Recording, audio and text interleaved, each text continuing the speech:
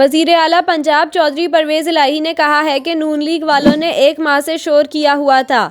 ये बारात लेकर आए थे, इनकी डोली और झोली खाली हो गई। एतमाद का वोट हासिल करने में कामयाबी के बाद पंजाब असेंबली में खिताब करते हुए परवेज़ इलाही ने कहा कि उन्होंने शरीफ आदमी गवर्नर की इज्जत खाक में मिला दी।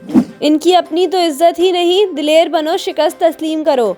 वज़ीर आला पंजाब ने अपने खिताब में मज़ीद कहा कि लीगल टीम ने मेहनत की और अदालत में साबित किया कि गवर्नर का ऑर्डर गैर कानूनी है।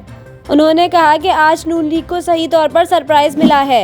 इनको अंदाज़ा नहीं था आज क्या होना है। अल्लाह ने करम किया और 186 वोट सामने आए हैं। परवेज़ इलाही ने कहा कि इमरान खान के विजन के साथ हैं। हमने चोरों को घर के अंदर तक महदूद करना है। परवेज़ इलाही का कहना था कि पाकिस्तान तहरीक-ए-इंसाफ और काफ लीग के लोगों, मजलिस वहदतुल मुस्लिमीन और बिलाल वराइच का शुक्रिया अदा करता हूँ। वाज़ेह रहे कि चौधरी परवेज़ इलाही पंजाब असेंबली में एतमाद का वोट हासिल करने में कामयाब हो गए। उन्होंने 186 वोट हासिल किए।